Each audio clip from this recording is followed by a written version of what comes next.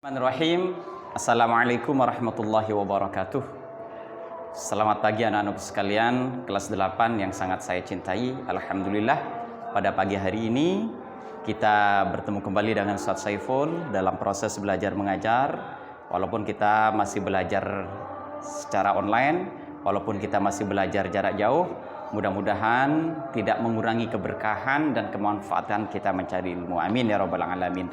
Baiklah anak-anak sekalian, pada pagi hari ini kita akan belajar satu ilmu alat, satu ilmu yang berkaitan dengan bahasa Arab, yaitu ilmu nahso, dan kita akan belajar tentang sorofnya. Mungkin pada beberapa pertemuan yang kemarin kita lebih banyak membahas tentang ilmu nahunya. Sekarang kita akan membahas tentang ilmu sorof. Apa itu ilmu sorof?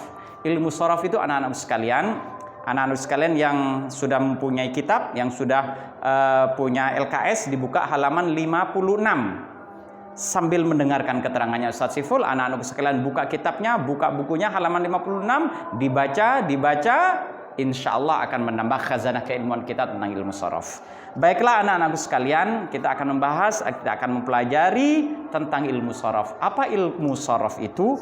Ilmu sorof itu adalah suatu ilmu yang membahas tentang perubahan kalimat dari satu bentuk kata menjadi beberapa kata yang lain, menjadi beberapa kalimat yang lain sesuai dengan makna dan bentuk yang kita inginkan. Saya ulangi. Ilmu sorof itu adalah membahas tentang perubahan kalimat dari satu kata menjadi beberapa kata sesuai dengan makna dan bentuk yang kita inginkan. Contoh anak-anak sekalian, kalau kita dalam bahasa Indonesia, sebelum kita masuk ke dalam contoh bahasa Arab, kita masuk ke dalam bahasa Indonesia, kita mempunyai kata ajar. Ada berubah menjadi belajar, berubah menjadi pelajaran, berubah menjadi mengajar. Itu satu perubahan dari satu kata, yaitu namanya ajar, berubah menjadi belajar, berubah menjadi pelajaran, berubah menjadi mengajar. Itulah ilmu sorof. Kalau dalam bahasa Arab, contoh misalnya kita punya satu kalimat, misalnya nasoro, berubah menjadi yansuru, bisa berubah menjadi nasron, bisa berubah menjadi mansoron, bisa berubah menjadi nasirun, bisa berubah menjadi mansurun, bisa berubah menjadi unsur, bisa berubah menjadi mansoron, bisa berubah menjadi minsoron, dan seterusnya. Contoh-contoh seterusnya. Itulah ilmu sorof. Jadi ilmu sorof itu adalah membahas tentang perubahan suatu bentuk kalimat, perubahan satu bentuk kata dari satu kata lain menjadi beberapa kalimat yang kita inginkan sesuai dengan makna dan bentuk kalimat itu sendiri. Berbeda dengan ilmu nahwu anak-anak sekalian. Kalau ilmu nahwu itu adalah membahas tentang harokat akhir suatu kalimat.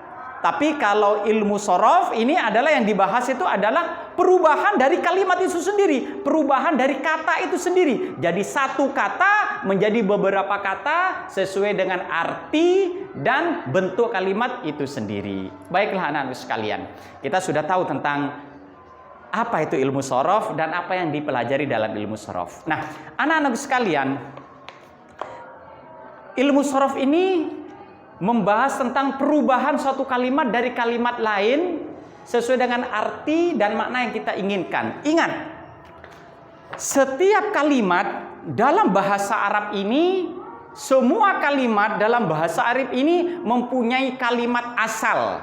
Mempunyai kalimat asal. Kalimat asal itu disebut dengan asli atau mujarrad.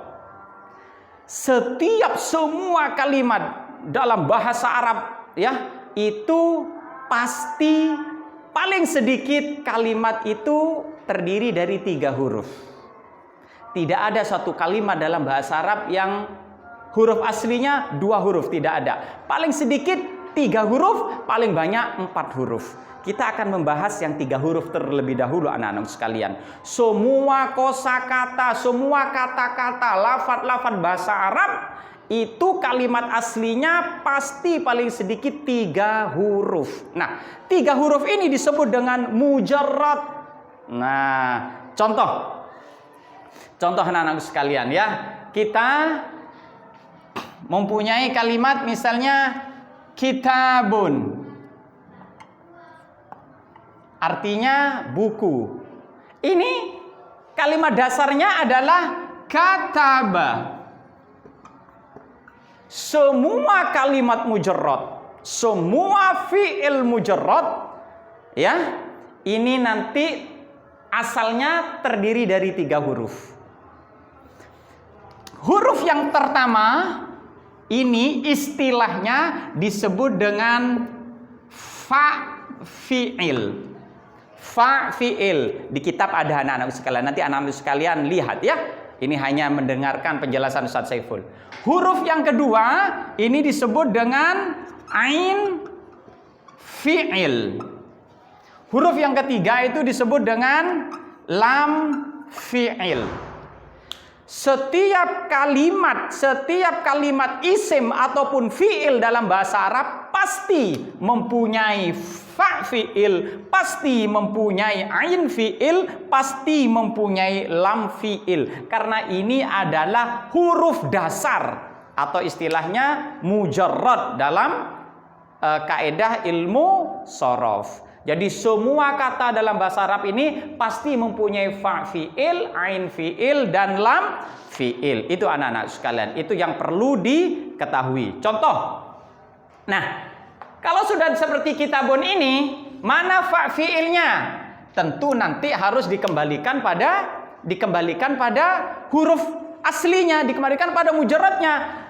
Kitabun asalnya adalah kataba, kaf sebagai fa fi'il, ta sebagai ain fi'il, ba sebagai lam fi'il. Kalau ada contoh kalimat kitabun, kaf adalah fa fi'il, ta adalah ain fi'il, ba adalah lam fi'il. Loh Ustadz, alif ini apa? Ini disebut dengan harfun zaidun atau huruf tambahan. Huruf tambahan. Ya anak-anak sekalian, ya. Contoh lagi, misalnya anak-anak sekalian sekarang contoh kalimatnya misalnya madrasatun. Madrasatun ini banyak sekali. Ada mim, dal, ra, sin, ta. Madrasatun ini hurufnya 1, 2, 3, 4, 5. Dari huruf 5 ini pasti ada 3 huruf asli, pasti ada huruf mujarrad, pasti ada huruf asli. Selebihnya adalah huruf tambahan. Tentu nanti bagaimana mencari huruf asli, bagaimana mencari huruf tambahan, ada ilmu tersendiri. Pelan-pelan nanti kita pelajari anak sekalian. Madrasatun ini ya berasal dari huruf asli adalah darasa, artinya belajar. Darasa, dal ini sebagai fa fi'il, ra sebagai ain fi'il, sin sebagai lam fi'il. Fa'ala, darasa, dalnya sebagai fa, ra-nya sebagai ain fi'il, sin sebagai lam fi'il. Ustadz, yang dimaksud fa fi'il, ain fi'il, lam fi'il itu apa? Itu hanya istilah anak-anakku sekalian. Dalam beberapa kitab lain bisa dikatakan fa kalimat, ain kalimat, atau lam kalimat, boleh. Kataba, mana fa kalimatnya? Kaf. Kataba, mana ain kalimatnya? Tak, boleh. Kamu menggunakan istilah fa fi'il boleh, mau menggunakan istilah fa kalimat boleh, dua-duanya boleh. Ya, jadi hanya istilah saja. Menunjukkan bahwasannya ini kalimat yang asli. Darasa. Ketika ada contoh yang banyak, lebih dari 3 huruf, bagaimana menentukan? Itu harus ada ilmunya.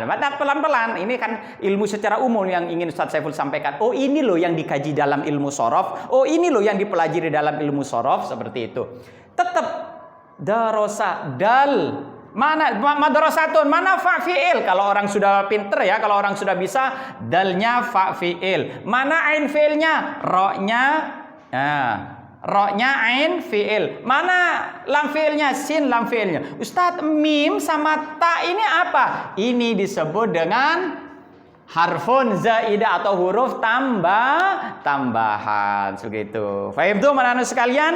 Ini pengenalan awal di ilmu shorof. Insya Allah minggu depan kita akan mempelajari tentang bentuk-bentuk fi'il dalam ilmu shorof atau jenis-jenis fi'il dalam ilmu shorof. Diingatkan, pada pertemuan yang akan datang kita akan mempelajari tentang jenis-jenis kata kerja atau jenis-jenis fi'il. Insyaallah pada pertemuan yang akan datang. Mudah-mudahan anak-anak sekalian banyak manfaatnya. Mudah-mudahan anak sekalian sehat terus. Mudah-mudahan selalu semangat belajar walaupun kita belajar dalam keadaan online, walaupun kita belajar dalam keadaan jauh. Semangat terus. Mudah-mudahan banyak ilmunya. Mudah-mudahan manfaat barakah. Amin ya rabbal alamin. Ustaz Saiful cukup sekian. Assalamualaikum warahmatullahi wabarakatuh.